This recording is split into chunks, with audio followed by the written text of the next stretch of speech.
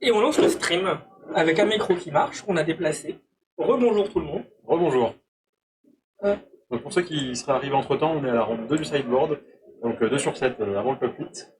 Et on a choisi des decks un peu originaux pour profiter tant qu'ils sont là. Donc on a à gauche Julien qui joue un deck mono noir dévotion. Et à droite, on a Adrien qui joue Dimir Terror, donc avec qui n'est plus très présent en ce moment, mais quand même assez classique du format. Ça devrait nous faire un beau match. Deux joueurs qui sont à 1-0, hein. On a quand même pris parmi le haut du classement. Donc voilà, on n'a pas encore tout à fait commencé, donc ça arrive. N'hésitez pas. Du coup, pour parler des decks, le deck mono noir, c'est pour ceux qui ne connaîtraient pas, c'est un deck qui va chercher à faire un peu de gestion et surtout à poser des permanents pour de la dévotion, pour jouer le marchand gris d'Aspodel, qui va drainer l'adversaire d'autant de points de vie que la dévotion au noir, et du coup essayer de tuer comme ça. Et il y a aussi d'autres manières de faire des dégâts directs. Je crois qu'il y a des rats des cryptes, des sorcières de combat qui permettent de mettre des petits pings. C'est au début de la gestion, avec un peu du ping, et on essaye de finir un petit peu avec le marchand. C'est ça. C'est le plan de jeu. Côté Dimir Terror, le plan, c'est des grosses bêtes qui sont fortes. Souvent, il y en a deux dans le deck, c'est les Terrors et les Gurmag Anglers. Et qui coûtent pas cher, surtout. Et l'idée, c'est d'arriver. Donc, le plan de jeu, c'est d'arriver à mettre plein de sorts dans le cimetière pour pouvoir jouer des Terrors pas chers, et ensuite vider le cimetière pour jouer des Anglers pas chers. C'est ça. Et contre aggro, éventuellement leur donner lien de vie de manière définitive, ça peut. Le marqueur lien de vie avec le Unexpected Fangs pourrait faire la différence. A priori, c'est Julien qui va commencer. Un peu sur le bord. N'hésitez pas s'il y a des problèmes de son, de vidéo. On est encore en phase de réglage. Hein, donc,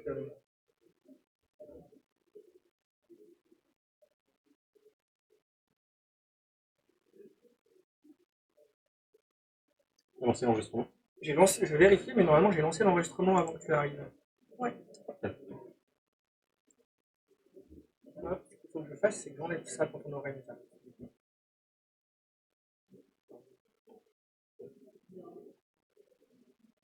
Ah bon, un premier rondin qui était sympa. On n'a pas casté très longtemps. Oui, hein. c'est ça rapide. On a eu plus de temps de problèmes techniques que de temps de partie. On espère avoir un beau match à vous raconter. Du coup, j'ai reparlé avec Phil et il me disait qu'il avait rien en main au dernier tour. C'est pour ça qu'il a voulu mettre une pression et succès depuis en 2 tours. Et surtout, je crois qu'il avait peur du sort protection qui aurait rendu de toute manière une bête imbloquable de l'autre côté. Mais a priori, il ne le savait pas, mais son adversaire ne l'avait pas main deck. C'est les nuances des decklists. On connaît les archétypes, mais il y a de quoi faire, il y a de quoi apporter des choses. D'ailleurs, Phil était déçu parce qu'il hésitait entre la cape de frémissoir qui donnait un bloquable dans son deck et un artefact qui coûte 2 qui peut sacrifier pour donner le vol à son board. Et il était très déçu parce qu'il avait l'étal s'il avait eu ça à la place de la cape. Si littéralement ça avait été l'autre carte, c'était win. Bon, faut qu'il l'achète, hein. Ça fait des mois qu'il nous en parle de son truc. Il va falloir faire la commande. On est parti avec Marego du côté de Julien.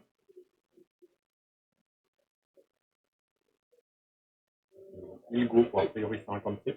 On est dans du Magic de haut niveau. C'est une source. C'est une source de salive. La détection a un peu de mal, je crois qu'il c'est à cause des reflets de la lumière. Ah, mais il est gentil, il la déplace à un endroit où on la voit mieux. Parfait. Merci Julien. On avait fait de lui mettre une oreillette. Du coup, une source de salive, donc le classique du popper pour se sacrifier pour piocher le. Et ça, c'est pas un truc qu'on voit dans tous les decks Terror. Effectivement. Donc ça fait surveiller 3, tout simplement. C'est un surveille 3 qu'on peut flashback. C'est pas mal d'avoir des sorts flashback parce qu'on meule un peu dans ce deck. C'est ça. Mais le défaut de la carte, forcément, c'est que certes, surveiller 3, c'est de la sélection plus que meuler des cartes, mais c'est du card disadvantage. C'est ça. Un concealer permet de mettre moins de cartes au cimetière, mais de ne pas perdre une carte. Là, j'imagine que ça peut faire plus de parties où tu fais Terror tour 2. Mais... C'est ça. Là, on voit qu'il y a déjà 3 cartes dans le cimetière. Bon, du coup, Julien fait sacrifier sa source de Sami pour cocher 2, donc 3 avec l'effet quitter le champ de bataille de la source de Sami. Je pense que c'est pas la dernière fois de la journée qu'on verra cette interaction. Clairement, source de Sani qui permet d'avoir un piocheur qui pioche 3, c'est la meilleure façon pour une blague de piocher. C'est ça. Avant, il y avait des disputes, la carte a été bannie. Les choses que les gens jouent pour remplacer sont pas mauvaises. Oui, mais disons que c'est difficile d'égaler les disputes. Donc à la place d'avoir un trésor, on peut avoir une map. Pour quelqu'un qui ne connaîtrait pas bien le format, la différence entre juste un trésor ou une carte, enfin un jeton carte, mais il me paraît pas énorme. Mais plus on joue contre des disputes, plus on se rend compte à quel point ce trésor fait la différence. Elle rembourse une partie du mana. Alors ça, c'est une Shambling Ghast, je pense, que la reconnaissance ne trouve pas. Les reflets qui jouent contre nous pour l'instant. C'est une 1-1 quand elle meurt. De toute façon, je crois que ça ne s'affiche pas sur le retour. Bon, c'est pas grave. Est-ce qu'il connaît l'île? Il reconnaît l'île.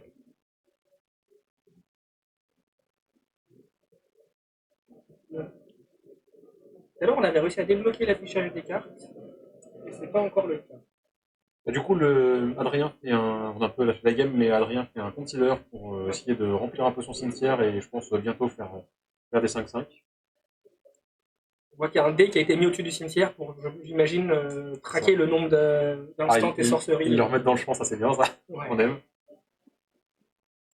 Je pense qu'il va être à 4 ou 5 maintenant. Ah non, il y a un Otherworldly, il y a un Gurmag ici.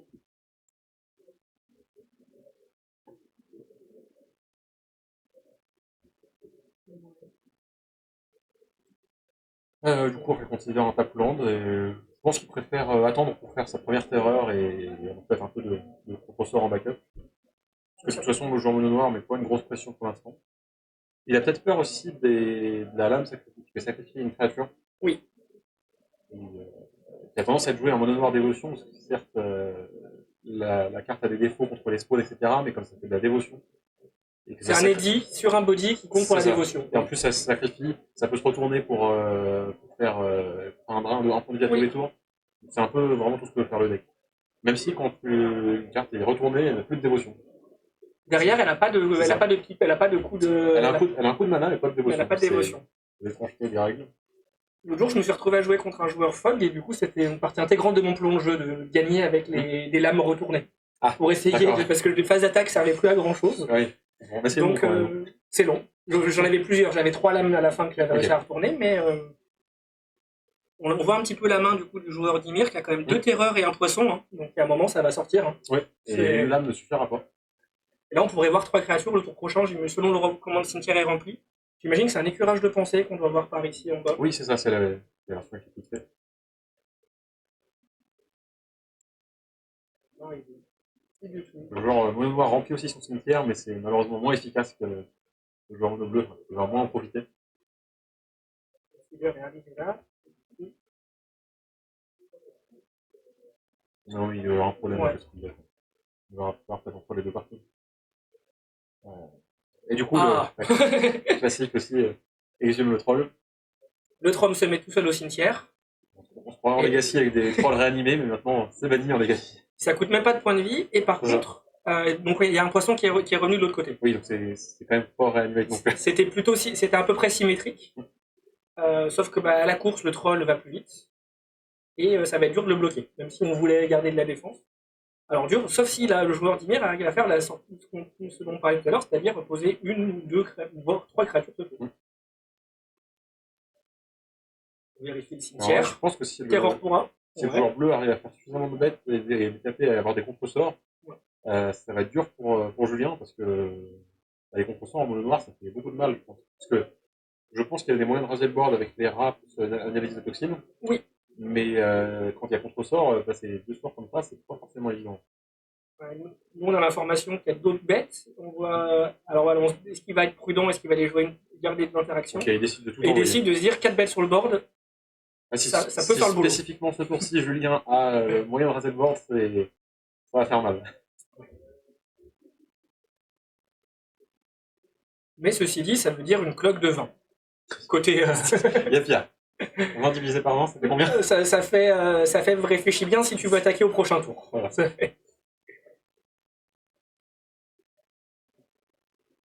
Le petit coup de pouce du coup du Exhume hein, qui a participé aussi à la construction de ce board. Bon après Exhume fait un bloqueur dans tous les cas. Donc, mais c'est vrai que si tu utilises ton troll que tu as exhumé juste pour bloquer la bête que tu as ramenée avec Exhume, que l'adversaire a ramené avec Exhume, c'est...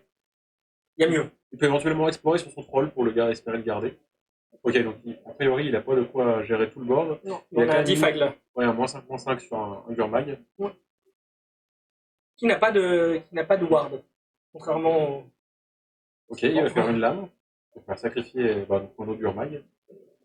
Et une autre lame, c'est très efficace. Hein. Ah, c'est dur là. Et donc là, la course change du coup. Oui.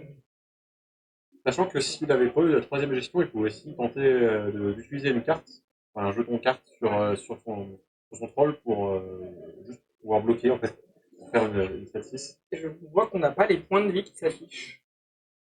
C'est vrai ça. Alors nous on les a, on voit qu'il y a 15 à 13, mais il faut qu'on aille peut-être les récupérer dans... Attends, essaie de... C'est juste que tu Ah mais je les ai là. Du coup j'ai touché à l'appli, ils sont revenus. Bon, parfait. La technologie.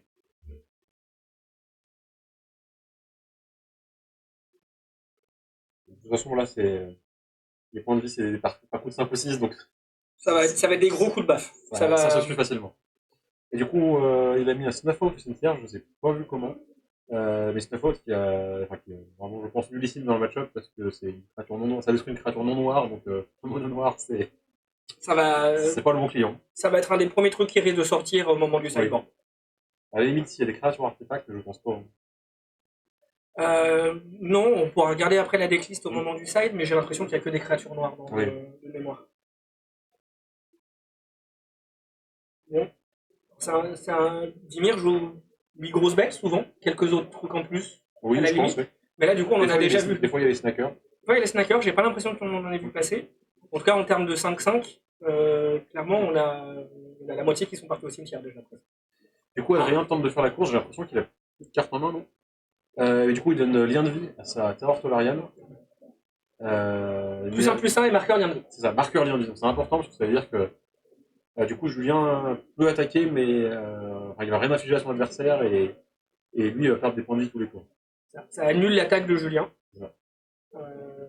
Après, du coup, il peut tenter de craquer 2 cartes sur son troll pour le faire passer plus haut le serpent et bloquer. Mais bon, faut avoir de la chance sur l'exploration. S'il garde le troll en défense, le troll est une 6-5. Oui, c'est ça. Donc et maintenant la terreur est une 6-6. Donc il faudrait que les deux cartes donnent un nom. Je pense que il faut que la première donne un nom terrain. Ouais, sinon ça suffira pas pour en faire une. Il a peut-être juste intérêt à garder l'attrait de la terreur pour le troll. Sachant que le seul risque avec ça, c'est s'il y a un autre croc inattendu. Oui. Et là, ça peut être dur. Et après, je pense qu'il y a d'autres gestions dans son deck. Essayer de trouver une autre lame. L'autre, il n'y a pas de mana up du côté d'Ymir, donc même payer plus le ward sur un -5/-5, ça peut la gérer. Hein. Alors -5/-5, ça passe plus, mais est-ce qu'il a le 6e land? Il y a le 6e land et c'est un marais aussi. Et du coup, il va remettre un Shambling Gas sur le dessus de son deck. Oui. Du coup, c'est marrant comme interaction. Il force l'exploration de son troll pour... il y en a aussi, c'est d'accord. Il voulait un marqueur en plus. Mais pas deux, apparemment. Ok. Bon, il a peut-être une gestion de terreur, j'imagine.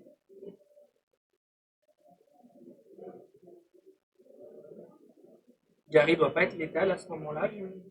Actuellement, il y a du coup 1, 2, 3, 4, 5 de dévotion, je compte. Oui, lui, on a pour le 5. Parce qu'il essaie de faire la course, hein, mais c'est compliqué de faire la course. 6 liens de vie. On imagine qu'il a fait des maths, qu'il a trouvé que c'était le bon plan jeu. Ou peut-être qu'il a peur de rester en bloc avec le troll, de se prendre un removal ça serait terrible. Il y a souvent aussi des cast-down dans les divers terreurs, non? Ça joue souvent un mélange de snuff-out et de cast-down. Okay. Donc les snuff-out vont pas servir à grand chose là. Évidemment. Les cast-down sont cruciaux. Un écurage de pensée, je peux avoir un consider. Ok. Et surtout pas de contre-sort, et ça c'est... Non.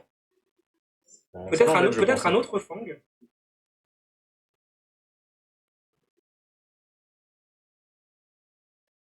Un écurage de pensée.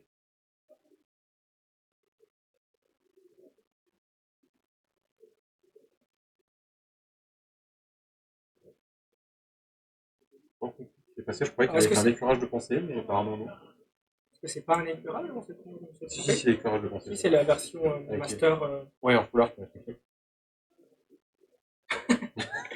On rigole parce que notre système automatique imagine que c'est un dual land Savannah. Mais du coup, c'est pas ça. C'est presque pareil. C'est presque pareil à 300 € près.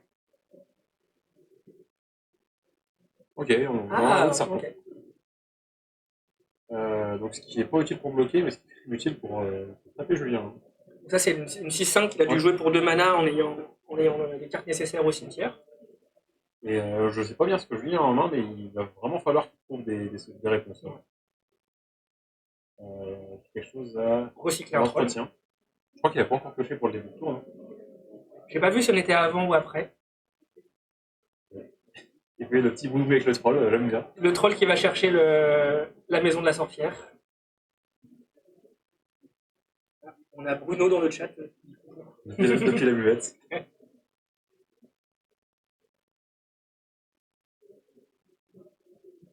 Du coup, on était bien en entretien, comme tu disais. Il y a une carte qui est piochée pour le tour.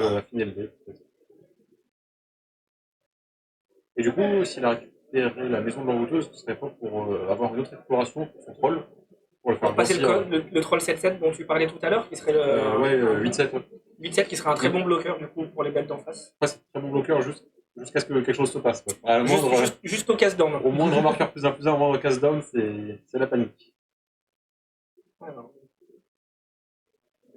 Donc il va faire le même avec le tour d'avant, il va remettre son Fumbling Ghast. Explorer. Ouais, là, il va forcer le marqueur.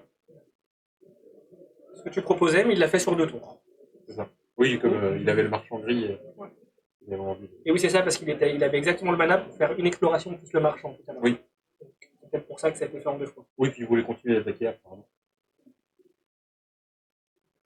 Problème d'explication, j'ai l'impression. Du mana a été payé pour la map. Ça a été assez clairement indiqué que c'était le troll qui était visé. Je pense que c'est juste un petit point d'explication de règle, on n'a pas forcément l'habitude d'explorer. Non, c'est vrai qu'avant quand Daily Dispute était là, on jouait beaucoup moins les maps. Les trésors, c'est plus simple. Les trésors, souvent. Imaginez que c'est un Lotus pétale et on se trompe pas beaucoup. Et on continue la course alors. Ah, ok. Je suis surpris là. Est-ce que du coup ça veut dire que derrière il y a un deuxième Gary qui viendrait finir? Possiblement. Attends, il a combien de dévotions? Donc là, il va prendre 8. Donc 8, ça serait à 5. 5. Il y a 1, 2, 3, 4, 5 déjà plus le Gary. Il y aurait 7 de dévotion si c'est ça qui se passe. Mais non. Alors 2 mana, c'est autre chose. Il sacrifie le Gary. Wow, c'est tellement risqué. Il peut piocher 2. Parce que là, il doit avoir une autre créature en main, c'est obligatoire. Ah, exhume le Gary. Il exhume le Gary. Du coup, c'est létal, oui. Ok. Du coup, il a mis le Gary dans le cimetière avec son piocheur, mais il avait probablement déjà l'exhume en main pour savoir qu'il allait faire revenir le Gary qui va compter la dévotion noire. C'est ça. Parce que c'est un deck qu'on n'a pas l'habitude de voir jouer, parce que c'est une ligne qu'on n'a pas vue tout de suite. Ouais. Mais alors pour le coup, Julien adore les choses noires. Oui. Un joueur mono noir. Des fois, il y a un peu d'autres couleurs, mais c'est principalement ça. Et du coup, on va pouvoir rajouter tac, la une qui va pour le joueur dévotion. Est-ce qu'on coupe le stream le temps d'afficher les sideboards ou on essaye de tout faire en direct? On peut tenter d'afficher les sideboards, je pense. Allez, on essaye de tout faire en direct. Hop. De toute façon, pour l'enregistrement, c'est plus simple. C'est pas de coupure, je pense. Donc ça, c'est notre sideboard du joueur 1.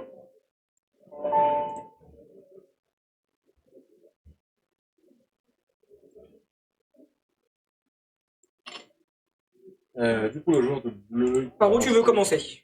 Je pense que le sideboard du joueur de bleu sera plus simple parce que je vois pas tant de choses que ça. Oh, c'est bon. Les spellbons, ça peut éventuellement rentrer. Oui, c'est payant, mais il y a les exhumes, donc ça va rentrer a priori.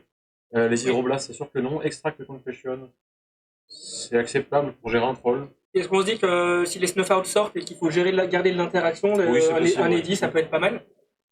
Sachant que c'est un edit où il va souvent falloir collecter les preuves, donc c'est quand même pas gratuit. C'est un vrai coup dans le deck qui a envie de garder des cartes dans le cimetière pour en faire autre chose. Il pourrait éventuellement entrer à nul, selon qu'il y a les sources de Sani, mais je pense qu'il y a d'autres artefacts. Non, peut-être pas. Allons voir. Du coup, la liste du joueur 1. Tac. Oui, il a les Dissing Blade aussi, éventuellement. Oui, il est à nul, c'est même très bien. Contrer une lame, effectivement, ça paraît pas mal. Peut-être plus les lames que les sources, en fonction de l'état du jeu. Et du coup, qu'est-ce que je viens pour rentrer? Et Cryptrat, ça n'a pas l'air bien, à moins d'avoir des analyses de toxines, mais je pense pas qu'il y en ait beaucoup. Il n'a pas d'analyse de toxines, en fait, j'en vois pas. Non, ça doit dire Cryptrat pour 5, pour arriver à raser un banc, quoi. C'est dur. L'effet macabre, on est sur de la grenade quand même assez énervée. Ça permet d'exiler que 2 cartes, par contre. Ça exile que 2 cartes. Ouais. Et il faut la discard, donc c'est un. Je sais pas si c'est rentable dans. Ça coûte une carte pour enlever les 2 cartes, même si ça coûte pas de mana, ça paraît dur. Par contre, du reste, ça, je pense que ça rentre. Du reste, ça rentre, on est pouvoir résoudre ces choses en étant à peu près sûr d'avoir enlevé les contre-mains. Trespassers Curse, je pense que c'est pas pour ce match. Ah non. Ça va de 3 points de vie dans la partie, sûrement. C'est très bien pour enlever les choses qui ont moins de défense. Donc, du coup, pareil, c'est pas le match. Du coup, j'ai pas vu s'il y avait des snackers du côté. Non, il n'y a pas de snacker côté Dimir. Et du coup, il joue 12 ou 5-5 quand même. Il joue 4 Gurmag, 4 Tolerant Terror, 4 Exarton. Et il est très préparé contre aggro parce qu'il a 4 crocs inattendus main deck. Ah oui. Il veut pas perdre trop de madness et mono au jeu. Il a décidé de. Une 5-5 c'est bien, une 6-6 lien de vie c'est mieux. Et on va faire en sorte que ça arrive souvent. J'ai l'impression que c'est souvent le parti pris des joueurs de Dimir de mettre pas mal de crocs inattendus, souvent au moins 2 ou 3 pour les match-up aggro, parce que la carte est tellement phénoménale contre tout ce qui est agressif. La carte est rarement décevante. Ouais. Ce que j'aime pas, c'est les joueurs un peu malins qui font des sillons. Je sais pas si tu vois en ce moment, il y a un peu des sillons dans la méta, et qui prennent le plaisir de bloquer avec un sillon et de le sacrifier avant les dégâts pour pas que tu gagnes les points de vie. Il y en a qui font ça. C'est déjà arrivé. J'ai l'impression que les joueurs sont prêts pour le match 2. Ouais, on va pouvoir enlever les decklists et regarder ce qui se passe. On voit des serpents, on voit de la spell bombe. On voit pas forcément beaucoup de landes, mais peut-être 2 quand même. Et a priori, c'est gardé pour tous les joueurs. Ouais. Pour les 2 joueurs. Marego, effectivement, comme c'est un deck monocolore, il y a quand même l'avantage non négligeable de ne pas avoir de land qui arrive en jeu engagé. En Pauper, c'est un peu un luxe quand même. Hein. Oui, il n'y a que les monocouleurs qui n'existent pas. Les bilans qui arrivent dégagés. Il y a quelques joueurs Madness qui des fois trichent un peu. Mais... Il faut qu'il y ait déjà un joueur à 13 points de vie au moins. Donc c'est ça. Ça se fait vite quand même en Madness. Mais... Madness fait vite. On va avoir peut-être le plaisir de voir ça plus tard dans la journée. Ah. Et ben du coup, tour 1, recycler un troll, récupérer un marais. S'il y a un exhume en main, à mon avis, il va être pompé. C'est peut-être ça qui a motivé de garder cette main.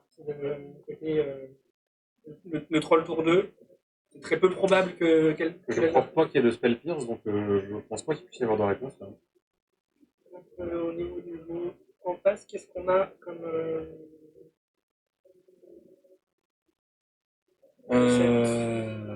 Qu'est-ce que c'est que cette carte? C'est le Doughty Voidwalker qui n'est pas le Doughty Voidwalker. Ah, mais oui, je crois qu'il est bien fait. C'est un truc avec le Shadow. Oui, c'est ça. C'est le 2-2 pour 2 qui a. Le Shadow, donc il ne peut pas bloquer ni bloquer. Il ne peut pas bloquer ni être bloqué, à part pour les créatures pour Shadow, personne n'a ça. Il est obligé d'attaquer tous les tours. C'est ça. De toute façon, je crois qu'il est là pour ça. Il est là pour ça, mais à un moment, il risque de. C'est vrai que des fois, c'est problématique. Il risque de rentrer dans un mur à un moment, quand même, avec d'en face. Obligé d'attaquer dans une 5-5. Non, parce qu'il peut pas être bloqué. Il peut pas être... T'as raison, effectivement. Donc en fait, c'est une carte qui, dans l'idée, met 2 par tour quand c'est pas géré. Ça, en fait, rien que Shadow t'encourage de toute manière à attaquer tous les tours et tu peux pas bloquer et qu'elle peut pas être bloquée. Donc... Et du coup, Julien aime bien cette carte aussi pour juste le fait qu'elle coûte double noir et donc ça donne 2 de dévotion. Et oui. Alors, et ça met des points petit à petit au cours de la partie, donc ça aide ça met les premiers points que Gary peut finir derrière. Dans le marchanderie. Ça participe à la cloque du début. Parce que le marchanderie va rarement mettre tous les points, ou alors il en faut plusieurs, comme j'ai passé tout à l'heure. Ouais. Et du coup, avoir le Doughty, ça aide. Du coup, on a vu qu'il peut arriver plusieurs fois par tour. En tout cas, si on a un sur le champ de bataille, ça peut être le même qui peut être réutilisé avec un effet de sacrifice et le faire revenir. Et du coup, heureusement qu'il n'y a pas eu d'exhume, parce qu'on voit qu'il y a une spell bomb qui a été jouée. Et s'il avait été joué après le tour 2, ça aurait été un peu dur quand même. Ne pas la jouer tour 1 en se disant j'ai le temps et être puni comme ça. Parce que le troll, tu sais pas qu'il arrive avant l'étape de temps. Et pour le coup, alors des fois, il y a des decks qui arrivent à du coup répondre à un exhume en recyclant leur créature à eux. Oui, mais du coup, là, il n'y a pas de recyclage, mais il peut faire une note mentale ou un surveiller 3. Et espérer. Les joueurs qui jouent les cycleurs du Seigneur des Anneaux vont essayer de mettre un Ent ou de essayer de mettre un Oliphant ou un autre troll à eux. Là, il y a des Lorian Reveal, mais qui ne remonteront pas avec l'exhume. Donc c'est plutôt sûr du côté de Mono Noir. Il faut juste si le dessus du deck contenait des terreurs, la note mentale pourrait renverser le truc. Et là, du coup, ça se passe plutôt bien pour Mono Noir, hein, qui a décidé de continuer d'attaquer pour tous les tours. Il met une pression, et tant qu'il n'y a pas une terreur avec le 5-5 avec le lien de vie, je crois avoir 2 terreurs et un serpent, du coup, quand même, du coup. Ah oui, effectivement. Et un dé à 5. Oui, il risque de se passer des choses, il y a 4 manas. Donc, il peut faire les 3-5-5. Ouais, les terreurs coûtent 2. Oui, t'as raison, les terreurs coûtent 2. Les terreurs coûtent encore 2, et le serpent coûte 3. Donc et il a préféré faire celle qui aurait coûté moins cher après. Mais avec 2 manas en face, ça veut dire qu'il n'y a que Snuff-Out qui pourrait la gérer. C'est vrai que Julien est bloqué en terrain, malgré le recyclage du troll. Donc il a peut-être gardé une main à un land plus troll. A priori, oui, je pense pas qu'il s'amuse à garder les terrains dans sa main.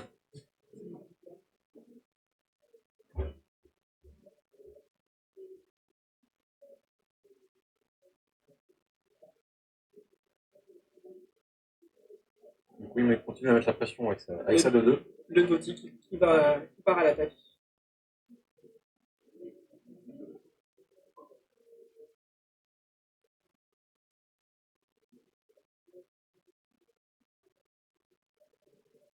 Il en joue que 2 a priori, donc c'est une petite partie de son plan.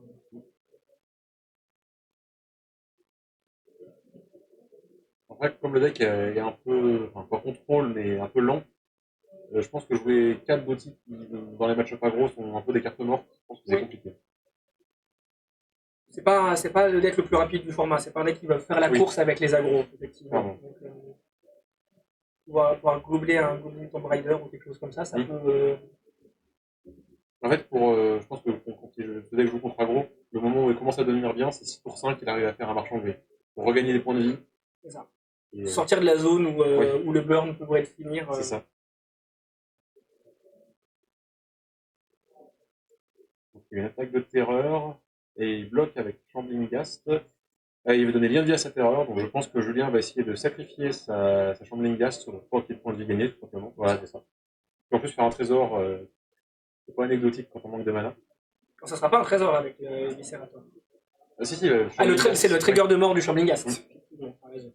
Ils font des trésors en sacrifiant et en piochant deux. Ils ont dû rentrer une autre carte pour faire ça. Le Shambling Ghast, bien polyvalente. Mais c'était déjà joué pour les disputes, c'est encore légal. Les joueurs qui aiment bien jouer des fées en face, ça fait peur une Shambling Ghast parce que du coup ça bloque un ninja et ça met le -1/-1 dessus.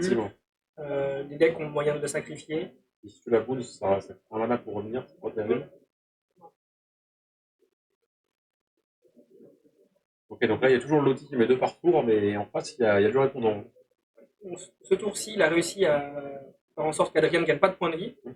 Mais c'est pas dit qu'il arrive à faire ce genre de manœuvre à chaque tour. Et même s'il arrive à faire ça à tous les tours, je pense qu'il va juste prendre trop de dégâts par rapport à ce qu'il inflige. Parce que même s'il bluffe la terreur Solarian, il y a encore le critique. Oui. Et 6 par tour, on va sur le calcul, c'est rapide. On parle de 3-4 tours avant que la game soit pliée. Peut-être un peu plus s'il y a un marchand gris, mais jouer marchand gris, ça veut dire. Ok, il décide de gérer celle qui n'a pas le lien de vie pour ne pas payer la parade. Mais ça lui coûte 2 cartes. Ah bah oui, parce qu'il n'a pas assez de. Oui, il n'avait pas le choix en fait. Ça, c'est une carte qu'on peut pas vous montrer, mais qui met -1/-1 pour le nombre de marais de contrôle. Et donc, du coup, -4/-4, il a pu en mettre 2. Oh, il a la lame à sacrifier. Ça, c'est un très bon tour. Il n'y a plus rien qui a lien de vie. Il continue de mettre sa pression. 3 dommages qui passent. Et puis Adrien, il va pas gagner de points de vie s'il n'a pas une grosse bête avec. Alors, retrouver une bête et lui remettre le lien de vie derrière. Et qu'elle survive. Et qu'elle survive. Donc, c'est-à-dire essayer de garder des contresorts. J'ai l'impression que sur tout le BO, pour l'instant, Adrien a manqué de contresorts. J'ai pas vu un seul sort se faire contrer, effectivement. C'est dommage, quand on joue bleu, ça fait partie normalement de ce qu'on aime faire, pouvoir interagir sur le stack, c'est quand même la couleur qui va bien pour ça. Je trouve que c'est un peu ce que fait le deck, c'est en early game, soit tu te modes les cartes, soit tu interagis avec des contre-sorts et ensuite tu fais tes gros pâtés. Bon, c'est un deck a priori qui joue 4 counter-spells et 4 spells pierce. C'est beaucoup 4 spells pierce. Moi, tu dois être un peu frustré pour les voir, je pense. Alors, il y a peut-être une partie de ces cartes qui ont été changées pour peut-être des annuls, mais. Et en plus, on sait à quel point Spell Pierce c'est fort quand on essaie de cibler une terreur Tolarian qui apparaît de. Paye ton removal, paye la parade, et maintenant je te spell pierce pour. Maintenant que tu peux plus payer le reste. Alors, pour un mana, je joue une 5-5, pour un mana, je te contre ton removal. Ouais. T'as coûté 2 de plus en plus. Enfin, bon, maintenant les terreurs ne coûtent plus qu'une, donc au moins il y en a qui reviennent. C'est l'avantage d'en jouer 12 dans le deck. Hein. Mais du coup, là, à la merci d'un Eddy, à la merci. Sauf s'il y a du contre-main. Là, on n'arrive pas à avoir pas cette information-là. Ce qui est sûr, c'est que le Doty continue à taper. Il est obligé, il n'a pas le choix. Il pourrait sacrifier avant le combat, mais je ne vois pas l'intérêt. Ah, et ça, c'est une carte qu'on n'a pas vu encore dans le match. C'est les sorcières de combat. C'est ça. Donc, c'est une carte qui coûte noir-noir, donc c'est un avantage pour la dévotion. Et c'est une carte qui est très bien dans le deck. Contre tous les decks agressifs qui ont des petites créatures. C'est une 1-3 qu'on peut engager pour mettre une blessure à la cible de notre choix et l'adversaire met une blessure à la cible de son choix. Et du coup, la seule créature à 1 endurance qu'on joue dans le deck est Shambling Ghast, on va avoir tendance à sacrifier très vite. Et du coup, on ne trouve rien chez nous, alors qu'en général, chez l'adversaire, on peut faire beaucoup de choses. Et puis on l'envoie où on veut, donc ça peut être au joueur aussi. Oui, c'est ça. Donc, si on est devant à la course, typiquement. Oui, et mettre les points qui manquent. Julien peut mettre un point, Adrien aura le choix entre en mettre un directement à Julien ou tuer la Shambling Ghast, le choix qui ne dérange pas trop Julien a priori. Ça n'a pas un coût énorme. J'étais en train de me dire que ça va bien marcher avec analyse de toxine, mais qu'à moitié, parce que du coup ça lui donne un contact mortel aussi pour l'adversaire. Donc c'est risqué. Oui. Du coup, c'est peut-être parce que Julien les joue pas, les toxines. Oui, je pense. Du coup, il y a bien la terreur Tolarian qui va mettre 5 points, mais il n'y a pas le lien de vie. Ou alors il garde un contre-sort. Et il va venir. Et Adrien va venir tuer le Doty pour arrêter de prendre 2 par tour. Ils sont être à 11 contre un deck qui joue des marchands gris, c'est pas confortable. Avec une dévotion qui est à 1, 2, 3, 4 pour l'instant. Quand le marchand gris ça arrive, il en fait 2 de plus. Oui, donc 6. Je pense qu'il va jouer un Yurmag. Il est en train de payer son coup de fouille. C'est ça. On prend bien soin de laisser tous ces éphémères rituels au cimetière et le carte spellback. Le premier counter spell que je vois, je pense qu'il a dû être meulé un moment parce qu'il était dans le cimetière sans être passé par le stack et il finit en exil. Donc vraiment pas la vie rêvée d'un counter spell. Faire tant d'efforts pour une 5-5 pour que ça se fasse gérer pour un mana, c'est dur. Ils sont méchants les joueurs mono. Après là, Julien a plus non plus une très grosse pression. Il peut attaquer pour 2, mais c'est un peu léger. Ce qui est à peu près sûr, c'est qu'il bloquera pas avec la sorcière. Oui. Mais après, est-ce qu'il préfère attaquer ou garder l'effet dans le match-up? Je pense que tu préfères attaquer. Tu préfères attaquer pour pas donner l'occasion à ton adversaire de remettre un point en retour? En fait, là, ça lui tuerait un Shambling Ghast, donc c'est un peu dommage. Et il a l'air de compter dessus pour bloquer. Et en plus, il y a un marchand gris, donc là, ça va faire 1, 2, 3, 4, 5, 6, 7 de dévotion. En utilisant son trésor, une petite clarification avec l'adversaire à ce moment-là. Et tu disais 7 7 de dévotion, ouais, ça va le passer à 4, sachant qu'il a 2 points sur l'attaque, et qu'il y aura les sorcières qui vont pouvoir mettre 1 point à tous les tours tant que c'est pas géré. Et en plus, même sans ça, il a juste un board large, donc il va falloir qu'Adrien soit trouve un lien de vie tout de suite, soit même avec le lien de vie, c'est compliqué. Il n'y a rien qui rend imbloquable dans le deck, il n'y a rien qui donne le vol, il n'y a pas moyen de donner de l'évasion aux terreurs ou aux autres dans sa liste. Je pense pas. Donc il y a ça des fois dans mono bleu, mais pas dans Dimir, de ce que j'ai vu, il n'y avait pas ça. De toute façon, même avec de l'imbloquable, le problème c'est que même s'il gagne 6, il prend 5 sur l'attaque. Ouais. Donc il n'est pas fait confortable. Une seule bête et pas de lien de vie. Donc qui fait ce qu'on disait, du coup, qui envoie les sortir au combat aussi. Qui nous présente quand même l'étal au prochain tour, rien qu'en attaque. Rien que chez un considère, je crois que dans sa main, il a Extract Confession. C'est ce qui me semblait. Et je crois qu'il y a une autre carte. Et j'ai pas vu le boîtier. Ou peut-être pas. Extract pourrait payer l'épreuve pour détruire quelque chose. Bon, est-ce qu'on a envie vraiment de détruire le Gary? C'est pas sûr. S'il sacrifie en face, il peut sacrifier un champ de... Ça paraît. Si sa main c'est Extract Confession et Consider, je pense qu'il est obligé de commencer par Consider. Oui, il faut aller voir une ou deux cartes en plus pour essayer de trouver. Je pense que son out c'est trouver un croc inattendu pour donner lien de vie, espérer qu'il n'y ait pas de removal en face, et faire Extract Confession juste pour faire sacrifier une créature pour réduire la pression de 1. au moins Julien du coup est full tap, donc il ne pourrait pas faire un bloqueur et le sacrifier comme il a fait tout à l'heure. Oui, effectivement. Donc il y a des chances, s'il arrive à trouver un lien de vie, il y a des chances qu'il gagne 6 ce tour. S'il ne le trouve pas, on a du mal à voir comment il survit au tour d'après.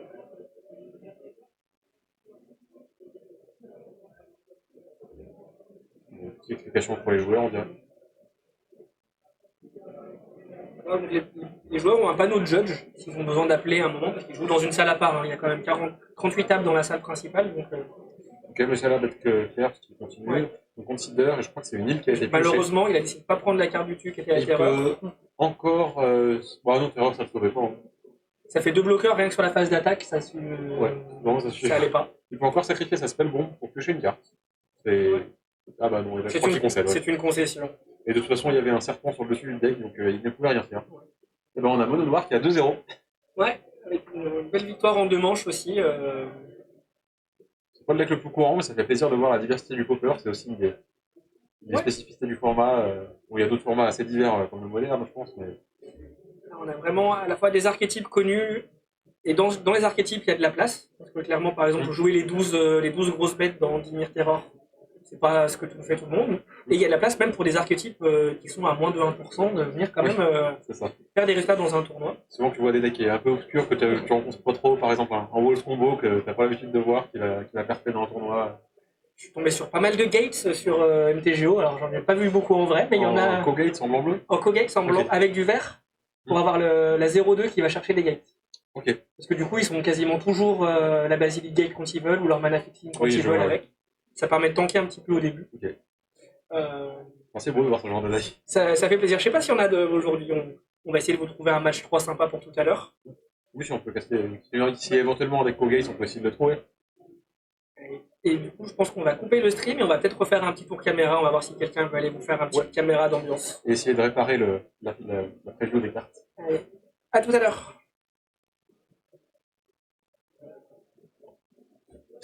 On a des problèmes de stream deck.